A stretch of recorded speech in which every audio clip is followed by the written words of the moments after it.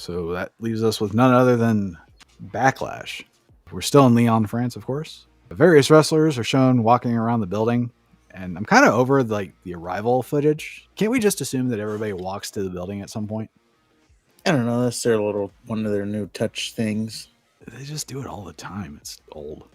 A decent video package to start off, and unfortunately, it really didn't do anything for my lack of excitement for the show. Not helping things was having Kevin Owens, Randy Orton, and the Bloodline open up the show. I did take a moment to appreciate how cool the arena was set up. It looked like the fans were sitting right on top of the ring. Kind of remind me of 90s Raw, where they were in that theater. It was just very claustrophobic. It's great. Mm-hmm. Solo screamed in Samoan when he came out, which is always awesome. And then all four men start brawling immediately. And it gets so out of hand that security comes out to separate them so the match can officially start. And Owens stuns one of the security goons. So I don't get why the baby faces have to assault security. I don't get why everybody has to assault security. Why is somebody from security always having to get their ass whooped? That's what security's for, I guess. Aldous comes out and says, hey, break it up, you guys. Stop it right now. You guys want to beat up officials? You want to not follow the rules? Well, je l'ai vu, Francois. This is a no DQ match now. A good old-fashioned street fight. So no four-man go back to beating the fuck out of each other. And the people that came out to stop them say fuck it and leave. So they all fight through the crowd for a while. Owens does a splash to Tonga from the barricade. And then Orton looks like he's going to do the same. Thinks about it, hops down, and slams Tonga in the steel steps. And he has a sheepish looking grin on his face. Tonga gets suplexed on the announce table by Orton.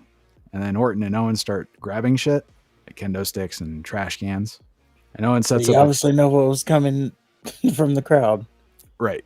When they start to get the plunder. Well, they didn't have to wait long because Owens sets up a table ringside and Frog splashes Tonga through it from the apron. And Solo Samoan drops Orton through a table inside the ring. Tonga starts beating the shit out of Owens when Owens is already on the mat.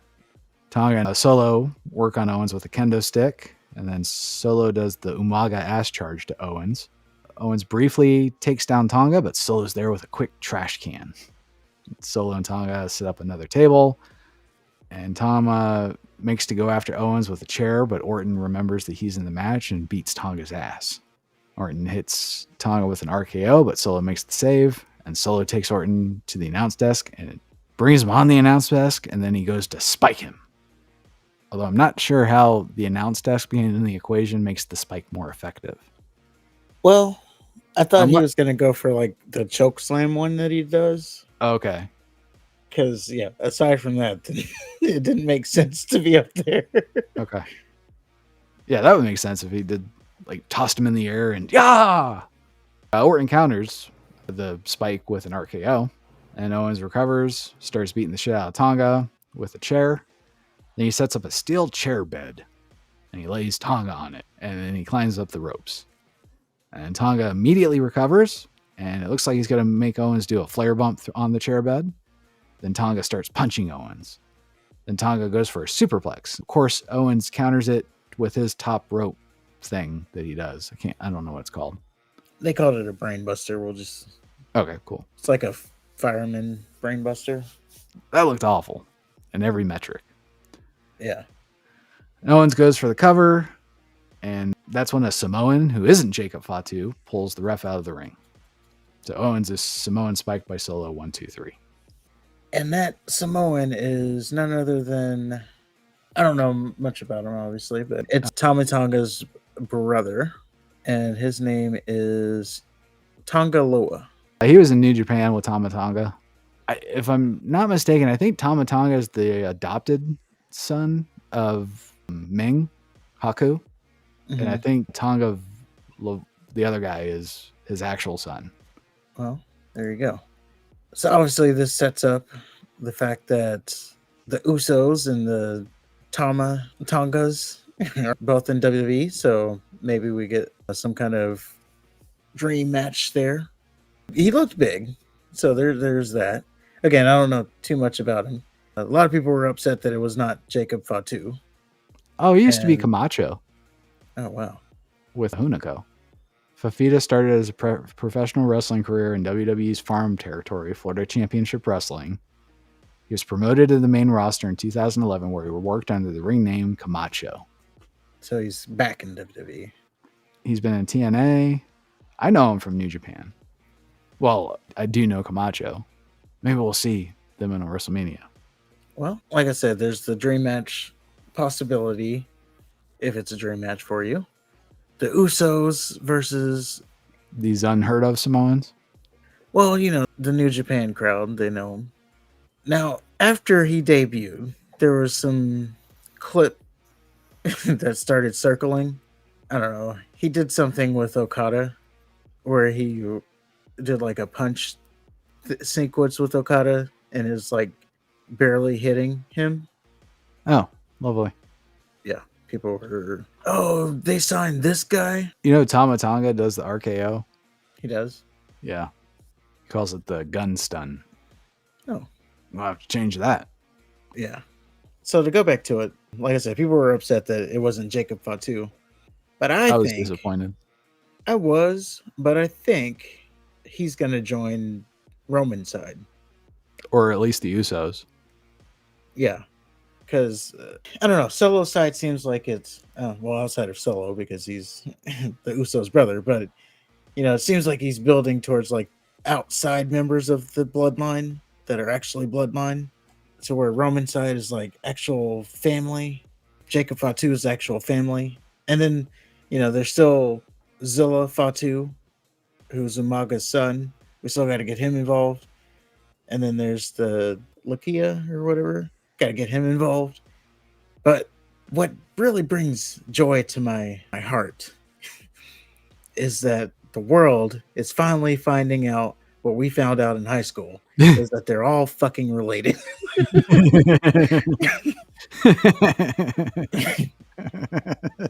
It's like if you see one, they're related. Yeah.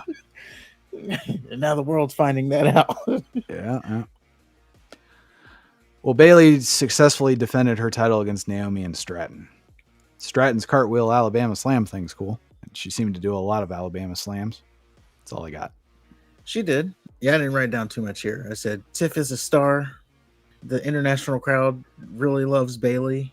Like every international crowd, they're so in love with Bayley.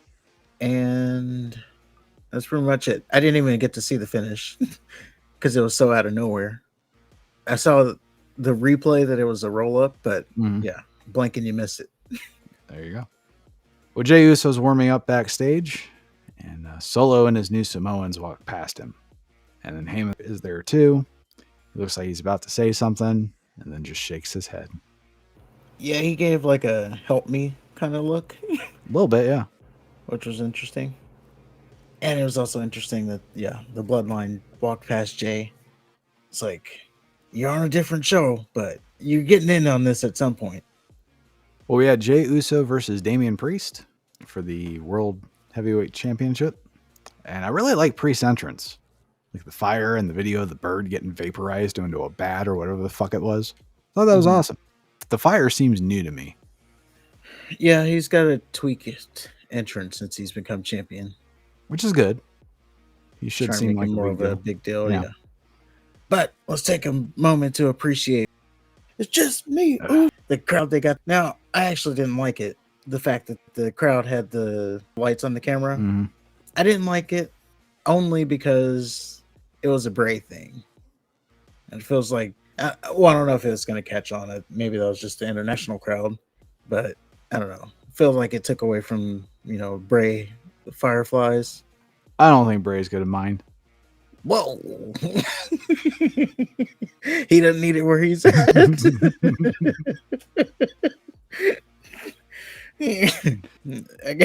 Golly. Well, Damian beats the shit out of Jay for a while. And then Jay recovers and start getting some offense in. Then McTurd comes out for some reason. Priest starts yelling at McTurd, says he doesn't need him. Says, how many times do I need to say it? Then he tells McTurd to use his big ass head. Then McTurd gets super kicked by Jay. Jay hit a super kick and a splash for 2. He also hit a spear, also for 2. Priest hit his Razor's Edge for 2. I wrote, who the fuck is Jey Uso to kick out of a Razor's Edge? It's just him, Oos. No, it's just the Razor's Edge. They don't know how to protect finishers for fuck. So then they exchange some more finishers. Then McTurd gets involved again. Uso dives on McTurd. Balor tried to help and got super kicked. Priest does his choke slam thing from the top rope to retain. After the match, McTurd and Balor beat up Uso, and then Priest shuts it down. Then he grabs Balor by the face and he tells him to quit it. Then Priest makes McTurd and Balor stand next to him while he poses. Yep. Further teasing the splits. He was exerting his dominance, I would say. I did like that because the French crowd sounded like they had baguettes in their mouth. They didn't get censored, so they were saying, fuck you, JD. I don't know. Because of their accent, it didn't catch it. Well, after that, some French dude talks French for a while. And they is that geek again with the dyed hair. Yeah. And then they let us know that he said WWE attained the largest arena gate in I don't know what the fuck. They sold a lot of tickets. The largest gate in WWE history. Yeah. I guess if you're an AEW fan, you got to say, well, you got to check the turnstiles. True. What does it matter how many people are there? Well, Not Jade took away what remaining equity the damage control team had. And that's that. That is that. Poor Asuka and Kairi. And I did say to myself, boy, this match is really going on a long time. You would think, I don't know, 2-3 minutes is all they needed. Right.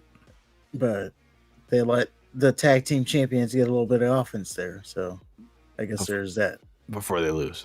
Yeah. Make them show that they might be a little bit of a threat before, lose. They get their titles taken. Yeah. They did a King of the Ring promo. It's kind of cool. And then they did a Cody AJ video package. And my internet went out, so I didn't see any of that. Okay.